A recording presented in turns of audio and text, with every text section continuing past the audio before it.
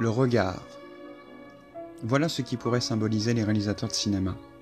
Un regard sur une histoire, sur un personnage, sur un univers, voire même sur notre monde. L'association Ciné-Scène Live Production vous propose cette fois-ci le regard d'un des plus grands artisans du cinéma mondial qui influencera bon nombre de réalisateurs comme par exemple Dario Argento, Tim Burton, Brian De Palma, Martin Scorsese, Quentin Tarantino ou encore Guillermo del Toro.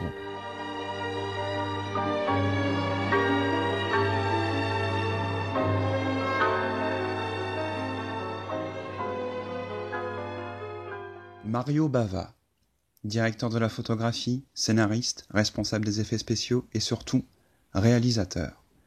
Il est considéré comme le maître du cinéma fantastique italien et le créateur d'un style, le giallo. Pour certaines personnes, il est le représentant du cinéma bis, la série B.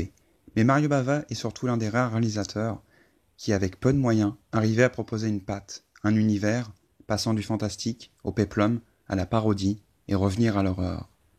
Il a créé son propre regard et a su s'exprimer avec les couleurs de la peur.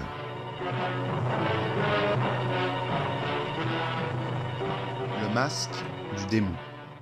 Sorti en 1960, il s'agit véritablement de la première réalisation de Mario Bava. Enfin, pas tout à fait. Mais non, je ne puis croire une pareille chose. Avant d'être réalisateur, Mario Bava était avant tout directeur de la photographie et également un spécialiste des effets spéciaux à moindre coût. En 1957, il est chargé de la photo et des effets spéciaux pour Les Vampires, réalisé par Riccardo Freda. Durant le tournage, le réalisateur abandonne le projet. Mario Bava termine le film en 2 jours, sans être crédité. Mais l'expérience va forger sa réputation auprès des producteurs. À l'époque du film, la grande tendance du cinéma fantastique était les films gothiques en couleur. La grande firme anglaise, la Hammer Film, avait lancé cette tendance avec Frankenstein s'est échappé en 1958, et le succès fut considérable. Le monde du cinéma devait suivre le pas. Quelquefois, Satan, grâce à la force de ses sortilèges et de ses maléfices, peut arriver à se jouer de la mort. Au XVIIe siècle, la sorcière Rasa a été suppliciée. Avant de mourir, elle lance une terrible malédiction. 2 siècles plus tard, un professeur provoque involontairement, en se blessant la main, le réveil de la sorcière. Elle respire. Nous nous trouvons en présence d'un phénomène terrifiant. Mario Bava propose un film gothique, poétique, expressionniste et surtout effrayant par moments. La scène finale et surtout l'effet visuel restent encore très impressionnants. Ce film est à redécouvrir pour comprendre les débuts de Bava, le tournant du cinéma de genre italien, son actrice principale, Barbara Steele, et découvrir l'une des influences majeures de Tim Burton. Hercule contre les vampires. Sorti en 1961, Mario Bava signe à la fois une commande de studio et à la fois un style de film qui faisait fureur à cette époque en Italie, le péplum. De retour de guerre, Hercule trouve sa bien-aimée Diane inconsciente. D'après l'oracle Médée, la seule façon pour Hercule de la ramener à la vie est de trouver une pierre sacrée enfouie au plus profond de la terre dans le royaume d'Hadès. Il part donc à sa recherche, accompagné de Télémaque et de Thésée, après avoir confié Diane au roi Lyco. Mais il ignore que c'est ce même Lyco qui a emprisonné Diane et projette de la garder pour lui. Y a-t-il des vampires? Est-ce que le titre français est trompeur? Pas tout à fait. L'immense Christopher Lee joue le rôle de l'inquiétant Lyco, ce même Christopher Lee qui a incarné pour la première fois Dracula dans Le Cauchemar de Dracula des studios Hammer en 1959. Le titre original est Hercule au centre de la Terre, et le titre de travail était le plus parlant, Hercule et le roi des ténèbres.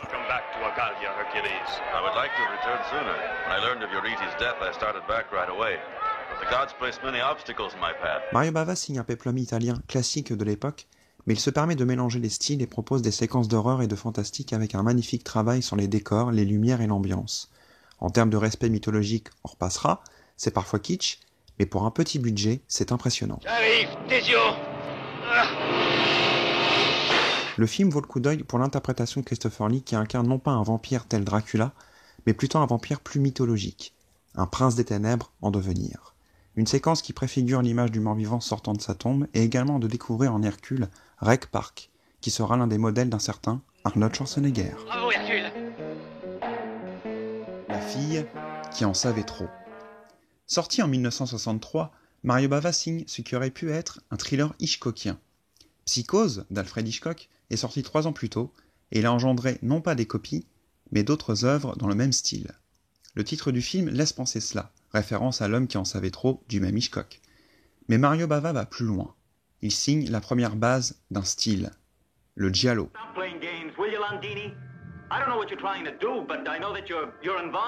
Le giallo est un mélange. Le thriller, l'horreur, l'érotisme et l'élément houdinite, c'est-à-dire qui est le meurtrier, avec de grandes séquences de meurtres sanglants et baroques de préférence. Le giallo est donc le papa d'un autre style, le slasher. Nora Davis, une jeune américaine, arrive à Rome pour voir sa tante, mais celle-ci meurt le jour de son arrivée. Le même soir, Nora, après s'être fait agresser, voit une scène qu'elle n'aurait pas dû voir. Elle devient donc un témoin gênant. Have you ever seen a murder before? No, I've never seen anything like that. Never. La grande force du film est surtout la mise en scène de Mario Bava. Par ses cadres, ses éclairages, il propose une plongée dans l'angoisse, un cauchemar, même dans des séquences qui nous paraissent anodines. Et surtout, Bava nous dévoile l'un de ses thèmes fétiches, l'ambiguïté de la réalité. Ce que nous montre Bava n'est pas forcément les vrais faits. Les trois visages de la peur. Sorti en 1963, Mario Bava s'essaye au film à sketch d'horreur avec, pour faire le lien, un narrateur de prestige, Boris Karloff. Je vous en prie, mesdames et messieurs, approchez, j'ai quelque chose à vous dire. 3 courts-métrages donc. Un giallo, ayant pour titre Le Téléphone, avec la très jolie comédienne française Michèle Mercier, qui sera très connue en France grâce au film Angélique, en 1964. Le fantastique et gothique Les Ourdulax, avec Boris Karloff, qui est entré dans la légende en incarnant le monstre de Frankenstein en 1931.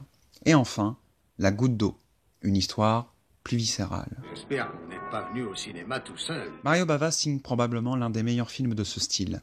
Les 3 segments sont différents, et Mario Bava démontre sa capacité à modeler sa réalisation en fonction.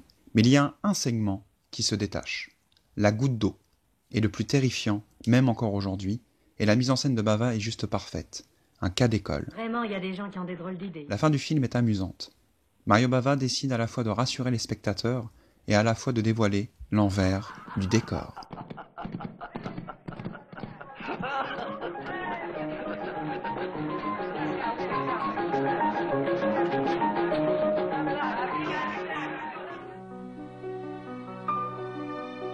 Le corps et le fouet.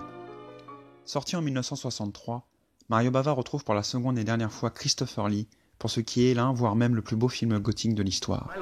My lord, Kurt is back. What did you say? Kurt is back. Yes, Losette. I am back. Au XIXe siècle, le baron Kurt revient au château familial dont il avait été banni par son propre père. La raison de son retour est le mariage de son frère Cristiano avec son ancienne fiancée, Nevenka. Son retour au château trouble fortement tous les habitants qui ont chacun des raisons diverses de lui en vouloir. My compliments, Nevenka. Thank you, Kurt. Nevenka est la plus gênée, car elle est encore attirée par Kurt et finit par renouer avec lui une relation sadomasochiste. Kurt sera finalement assassiné sans que l'on connaisse l'identité de son meurtrier. Nevenka prétend être harcelée par le fantôme de Kurt. Voici un film romantique, magnifique et morbide. La mise en scène est juste somptueuse avec ses mouvements de caméra qui n'accompagnent pas les personnages mais fait partie de l'histoire. Chaque couleur choisie veut dire quelque chose et n'est pas là pour faire joli. Mario Bava utilise l'art du zoom et du dézoom avec intelligence. Elle sert à accentuer les émotions des personnages et ce qu'ils voient. Il s'agit d'un ballet cinématographique avec des thèmes riches. La mort, les relations passionnelles et sadomasochistes, la vengeance et les désirs. We've got to go away from here forever. Right now. I can't do that.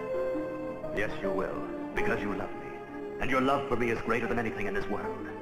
I hate you. I hate you.